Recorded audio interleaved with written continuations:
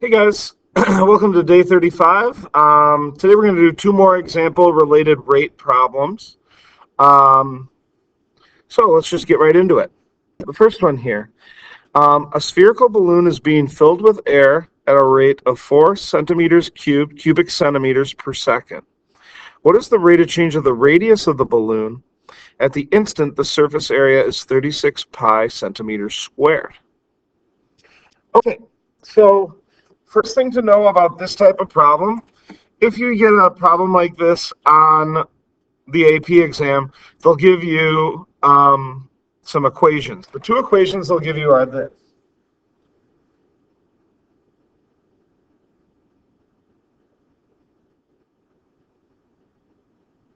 They'll give you the surface area of a sphere is 4 pi r squared, and they'll give you the volume of a sphere is 4/3 pi r cubed. Okay, so that information will be provided. Those are not equations that you need to memorize. Okay, so again, I really want you guys getting in the habit of making a no column, making a need column, finding an equation, doing the derivative, and solving. So let's start with our no.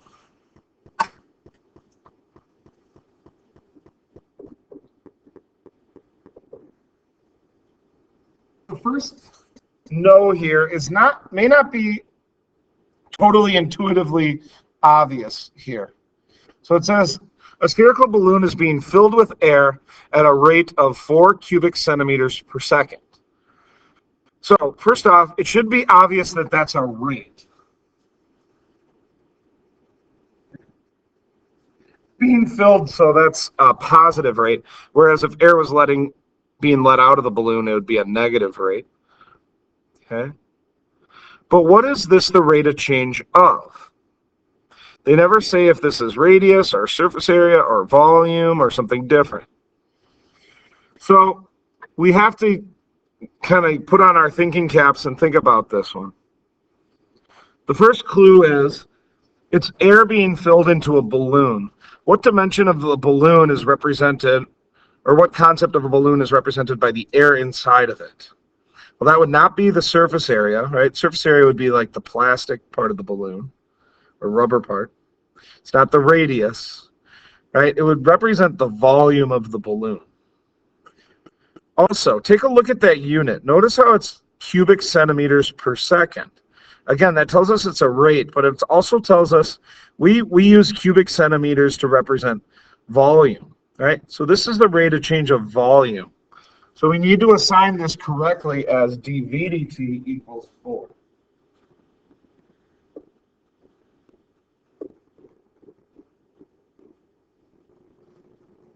Okay. So again, just kind of think about it a little bit. We know it's a rate. We know the units are cubic centimeters per second, so it must be rate of change of volume. It should be a positive 4 because the balloon is being filled up, right? The volume is increasing when we fill up a balloon. So it should be a positive number there. Okay, continuing with the problem, it says, what is the rate of change of the radius of the balloon? So that's our need. The rate of change of the radius. Again, it's a rate of change of the radius. So what we need is dr dt. At the instant, the surface area is 36 pi centimeters squared. Notice that's not a rate, right? It's just simply an amount. So we know our surface area is 36 pi. Not the derivative of the surface area, but just the surface area itself. One thing to note, whenever I'm solving these problems, I'm considering the units, but I don't write the units in my no column. But I've seen some people just write 36 there.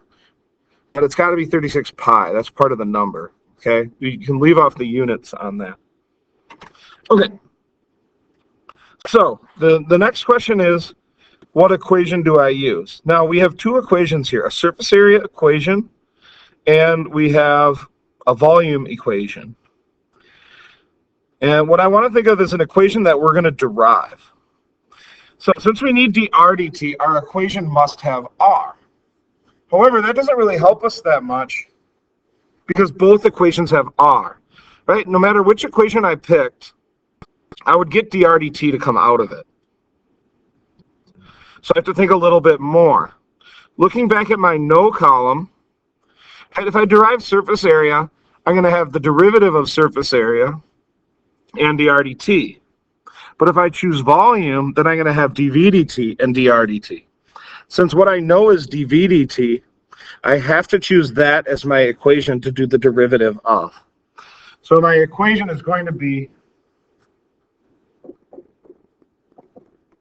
v equals 4/3 pi r cubed. Whenever you write these equations, make sure it's actually an equation. Some people are just writing expressions. I need v equals 4/3 pi r cubed, not just 4/3 pi r cubed. Okay, so let's go ahead and do the derivative. That's our next step. So I'm going to do the derivative. I'll switch colors for that. The derivative of v is simply dv dt.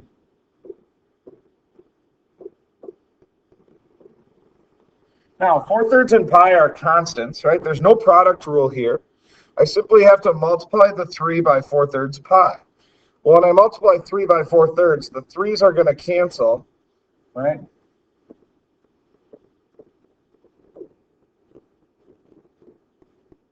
And my power drops by 1. And then don't forget about your dr dt. Okay. Simplifying this, right? I know those two 3's are going to cancel. So I'm going to have dv dt equals 4 pi r squared dr dt. Now, it's okay that I don't know dr dt right now, because that's what I'm trying to solve for.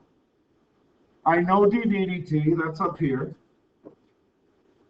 But I'm coming to this problem again, like we saw in problem 2 on the homework from yesterday. I don't know r. Well, I want you to think for a second. What haven't we used yet? Well, we haven't used that surface area of 36 pi. We also have a surface area equation. So I want to set 36 pi equal to 4 pi r squared. So I can figure out what r is so I can complete this problem. Okay? Dividing both sides by 4 pi, I have 9 equals r squared. Doing the square root, I get r to equal 3. So I needed to make that move so I can figure out r in my derivative equation. Okay? Now I can go ahead and solve. I'm going to replace dv dt with 4.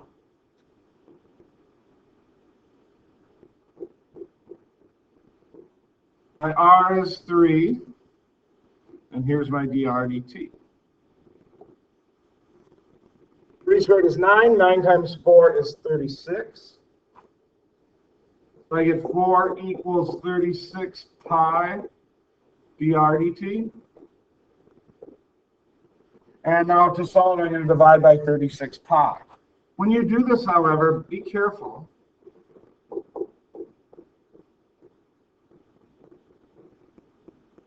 Make sure it's very obvious that both the 36 and the pi are in the denominator. Right? It's not 4 over 36 times pi. It's 4 divided by the quantity 36 pi. Okay? I'm going to go ahead and reduce that to 1 over 9 pi.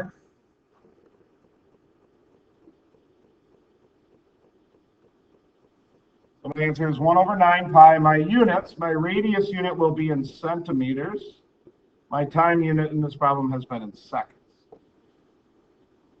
So I get 1 over 9 pi centimeters per second. Okay? Now you'll see that problem, and I'll give you different pieces of information, okay, but it's the same basic concept. Okay, let's look at the next problem.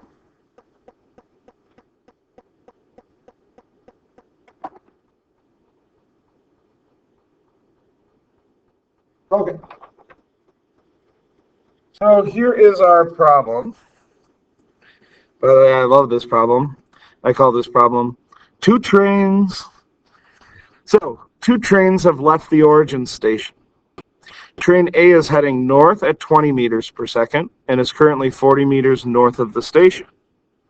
Train B is heading east at 15 meters per second and is 30 meters east of the station. What is the rate of change of the distance between the two trains?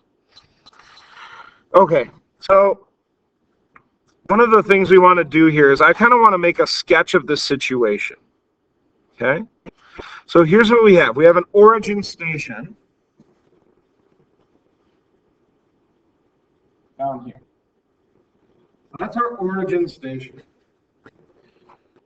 And we have train A that's going north. So I'm going to put train A, it's not only heading north, but it's also north of the station. Okay, north is straight up. So here is train A. Okay. And I know that this train is going in this direction. Okay. The other train is east, not quite as far. Train B is east of the station and heading east. Now, anytime in mathematics, when they give you a problem that involves north, east, south, and west, it's really important to remember that north and east are perpendicular to each other. So it's really important to see here that these two things are at a right angle to each other.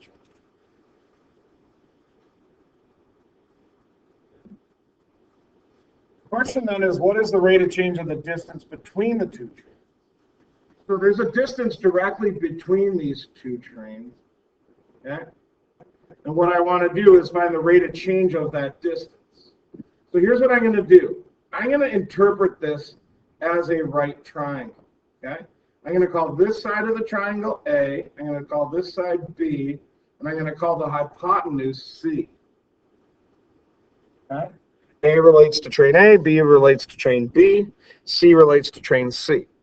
And I want to think of A as that distance between the origin station and train A. B is the distance between the origin station and train B. C is the distance between the two trains. Okay? Now, here's where we have to start making our no column.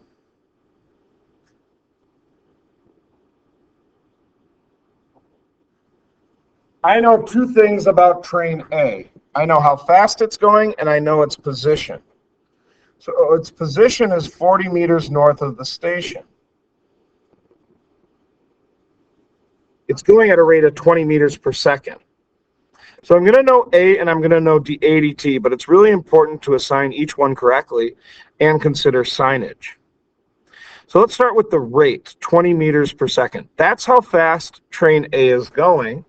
So I'm going to call that, that's the train's rate.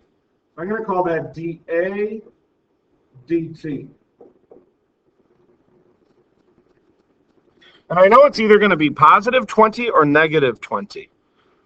The way to think about that is that side of the triangle A getting bigger or smaller? Well, since the train is north of the station and is heading north, right? If that train was moving, side A of the triangle is going to be getting bigger. Since side A of the triangle is going to be getting bigger, I need to have 20 be a positive 20.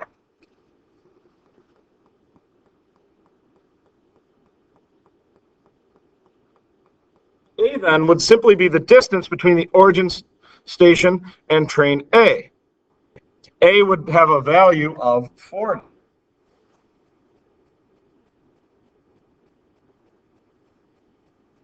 Running the same analysis on train B, when I look at train B's rate, dBdt, again, think to yourself, will this be positive 15 or negative 15? Is that side B of the triangle getting bigger or smaller? Well, since the train is moving away from the station, B is going to be getting bigger, therefore dBdt should be positive 15. But don't just assume it is. You have to know based on the direction that it's going. That's why it's helpful to kind of sketch it out ahead of time. B then would be the distance between origin station and train B, that would be a distance of 30. B would equal 30.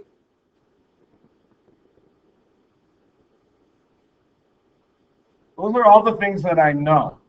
What I need then is the rate of change of the distance between the two trains. I called the distance between the two trains C, but I don't need C. I need the rate of change of C, so I need dc dt.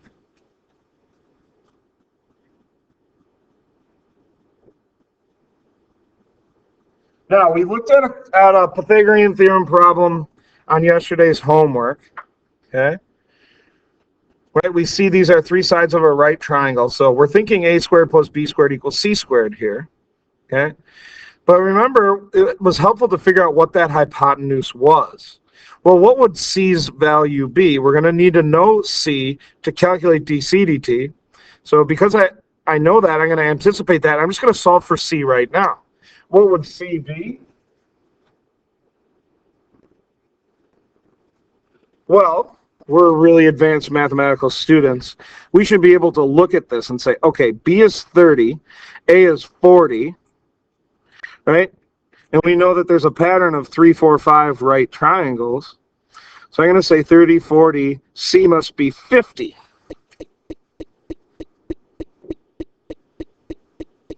Again, if this was a no calculator question, it would save you a ton of time to recognize that 3, 4, 5 pattern. I would not want to do 30 squared plus 40 squared by hand and then do the square root of that big number. Okay? It's not a good method to do it. What is a good method is recognizing patterns. Okay? So remember those Pythagorean triples, 3, 4, 5, 5, 12, 13, 8, 15, 17, and 7, 24, 25. They're helpful on these problems. Okay, what equation relates A, B, and C? Well, that would be the Pythagorean theorem.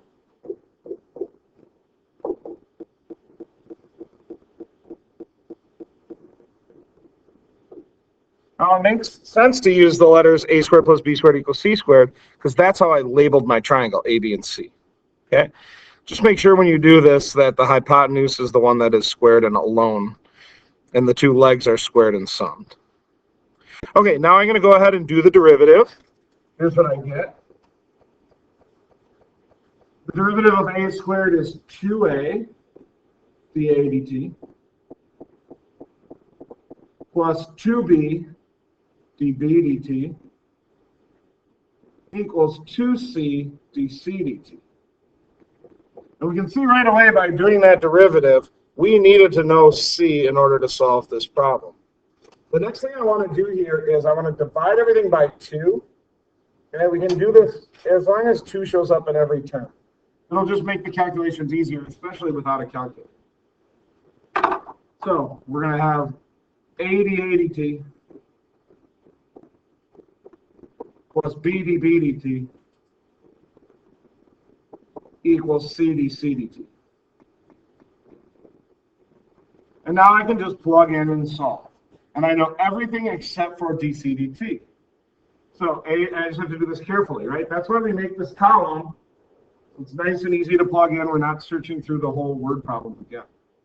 So a is 40, dA dt is 20,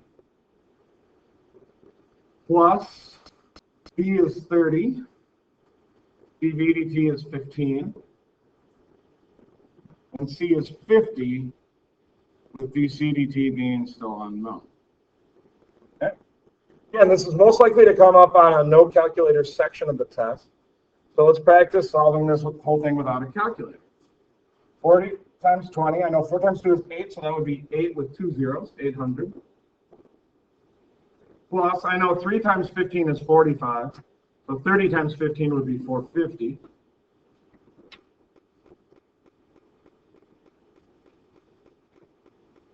$800 plus 450 would be 1250 equals 50 dC dt. And I'm going to go ahead and divide by 50 on both sides. When I do this, I can cross off a 0 from each of them. And then I just have to do 125 divided by 5.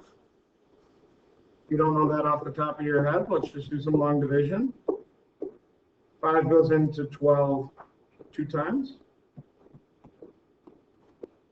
5 goes into 25 5 times. So I get 25 equals dc dt.